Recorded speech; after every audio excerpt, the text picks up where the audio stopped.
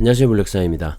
미국 증시가 4개월째 강세를 보이면서 정고점을 빠르게 회복하고 있는데요. 다우지수는 이미 역대 최고치를 계속해서 갱신을 하고 있죠. 그만큼 미국 증시가 현재 강하다는 걸 보여주고 있는 가운데 9월달을 맞이하게 됐습니다. 최근에 미국 증시의 강력한 상승은 9월 17일, 18일 이 연준의 FOMC 회의를 앞두고 금리 인하 가능성에 대한 선반영이 이루어지고 있다는 그런 분석도 있습니다. 다들 아시겠지만 현재 미국은 높은 물가 상승률로 인해 5.25%에서 5.5%의 높은 금리가 유지가 되고 있는데요. 그동안 연준의 고금리 정책 덕분에 물가는 안정화되어 가고 있는 반면에 고금리 여파로 인해 이제는 오히려 이 경기 침체에 대한 걱정을 하지 않을 수가 없게 되었죠. 때문에 연준은 다가오는 9월 FOMC 회의에서 첫 번째 금리 인하를 단행할 가능성이 상당히 커지게 되었습니다. 보시는 것처럼 패드워치에 따르면 9월 FOMC 회의에서 연준이 0.25% 금리 인하를 단행할 가능성이 69%이고 0.5%의 이 B컷 가능성도 31%로 비교적 높은 편입니다. 물론 일주일 전 36% 가능성보다는 다소 하락하긴 했지만 0.25%든 0.5%든 일단 금리 인하를 시작한다는 게 중요할 것 같고요. 올해 0.5% B컷으로 인해서 경기 침체에 대한 우려를 키우는 것보다 0.25%로 가볍게 시작을 하면서 남아있는 올해 세 차례 남아있죠. 세 차례 남아있는 회의에서 천천히 금리 인하를 단행해 가는 것이 연착륙 가능성에 대한 믿음을 좀 더 높여갈 수 있지 않나 생각을 합니다. 저는 금리 인하 가능성에 대해서 저번 주 발표된 미 연준이 가장 중시하는 지표 중에 하나인 개인 소비 지출, 즉 PCE 물가 지수가 발표가 됐는데 모두 예상치에 부합을 하면서 9월 금리 인하 가능성을 좀 더 확고히 견고하게 해주었습니다. 미국 상무부는 7월 PCE가 전년 대비 2.5%, 전월 대비 0.2% 상승을 했다고 밝혔는데요. 특히 변동성이 높은 식품과 에너지 가격을 제외한 근원 PCE는 전년 대비 2.6%, 전월 대비로는 0.2% 각각 상승을 했습니다. 모두 전문가의 전망에 부합하는 그런 수치였고요.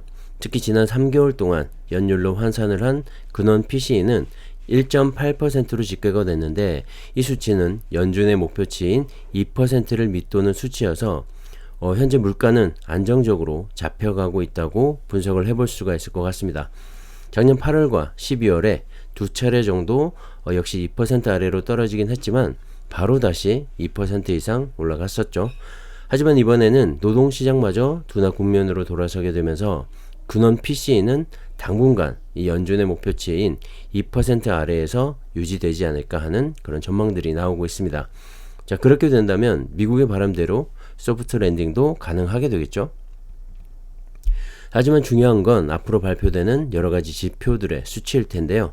이 수치로 인해 연준은 B컷과 스몰컷 등 금리 인하 폭을 결정하게 될 거고 그에 따라 미국 경기도 침체가 아닌 연착륙으로 아름다운 결말을 맺을 수도 있기 때문이죠. 이번 주 발표되는 지표들 가운데 중요한 지표들이 정말 많습니다. 지난 8월 초에 증시를 크게 한번 출렁이게 했던 고용지표가 오는 6일 발표를 앞두고 있는데요. 이번 8월 고용지표는 연준의 이 9월 금리 인하폭을 결정하게 될 중요한 지표가 될 것으로 보여서 같이 함께 주목해서 지켜봐야 할 것 같습니다. 8월 고용도 7월만큼 좋지 못하다면 연준은 0.5%의 B컷 가능성을 열어두게 될 것이고 시장은 경기 침체에 대한 우려로 인해서 또 한번 출렁이게 될 가능성이 상당히 크기 때문에 주목해서 지켜봐야 할 것 같습니다. 거기에 대해서 미국 경제가 얼마나 탄탄한지를 보여주는 3일과 5일에 발표될 예정인 8월 ISM 제조업지수와 ISM 서비스업 지수 그리고 4일에 예정된 연준의 베이지북도 주목해 볼만 합니다. 그리고 표는 빠져있지만 표현은 빠져있죠. 11일 날 발표되는 소비자 물가 지수인 CPI 지수도 눈여겨봐야 할 것 같죠. 이런 각각의 지표들이 보여주는 수치로 인해서 연준은 17일에서 18일에 열리게 되는 FOMC 회의에서 금리 인하 폭을 결정하게 될 겁니다. 해외 주식이든 국내 주식이든 이 투자자분들이라면 이번 발표와 금리 인하에 관한 정보들에는 무조건 귀를 기울이셔야 할 것 같고요. 함께 같이 지켜보시면 좋을 것 같습니다. 자, 오늘 미국은 노동절로 인해서 휴장하고요. 9월달은 보통 주식 수익률이 좋지 않은 시기로 알려져 있습니다. S&P 500 지수는 1950년 이후 9월달 평균 0.7%의 손실을 기록하고 있고 상승했던 해는 43% 정도뿐입니다. 특히 지난 4년 동안 9월의 하락률은 각각 4.9%, 9.3%, 4.8%, 3.9%로 낙폭이 꽤 큰 편이었죠. 다우지수도 지난 100년 동안 9월달의 평균 하락률이 1.24%로 1년 중에 가장 부진한 달로 기록되고 있는데요. 여러가지 이유가 있겠지만 보통 여름 휴가를 마치고 돌아온 이 투자자들이 방어적으로 포트폴리오를 재편하는 경향이 있고, 뮤추얼 펀드는 윈도우 드레싱, 즉 결산기 수익률 관리를 위해서 손실이 난 자산을 처분하는 시기여서 1년 중 수익률이 비교적 좋지 못한 달로 인식되고 있습니다.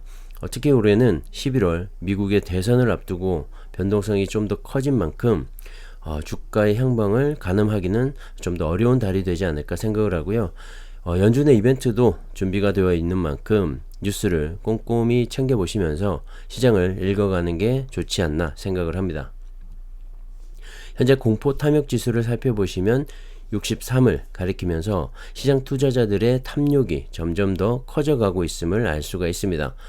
공포에 사서 탐욕에 팔라는 격언이 있듯이 미국 증시의 최근 상승 추세가 9월에 들어서면서 다소 주춤하거나 쉬어갈 수도 있다는 추측을 해볼 수가 있기도 하고요. 공격적인 투자보다는 지켜보면서 대응하는 게 좋지 않나 생각을 합니다. S&P 500 지수의 125일 이동 평균선인데요. 지난달에 125일 선까지 떨어지면서 한 차례 터치를 한 이후 다시 상승 추세를 그리고 있죠. 125일선 기준으로 다소 올라왔기 때문에 9월달에 들어서면서 왠지 9월의 저주가 다시 한번 시작되지 않을까 하는 그런 우려도 들게 됩니다. 참고하시고요. 투자라는 것이 이렇게 오를 때도 있고 내릴 때도 있기 때문에 각자의 투자 성향에 맞게 대응하시면 좋을 것 같습니다. 8월 29일 기준으로 서학개미들이 보유한 주식 순위인데요. 얼마 전까지만 해도 엔비디아가 1위였지만 현재는 이 테슬라에게 자리를 내어주었네요. 테슬라가 16조 2,504억 원으로 1위이고 2위는 15조 7,884억 원을 기록한 엔비디아가 차지를 했습니다. 국내 투자자들은 최근 엔비디아를 1조 원 넘게 매도하고 있는데요. 많이 오른 탓에 차익 실현에 대한 욕구가 커진 것도 사실이죠. 반면에 테슬라는 꾸준하게 보유액이 늘어가고 있는데 엔비디아를 대신할 새로운 AI 기업으로 점점 더 인식해 가고 있지 않나 생각을 합니다. 참고하시고요. 오늘은 여기까지 하겠습니다. 감사합니다.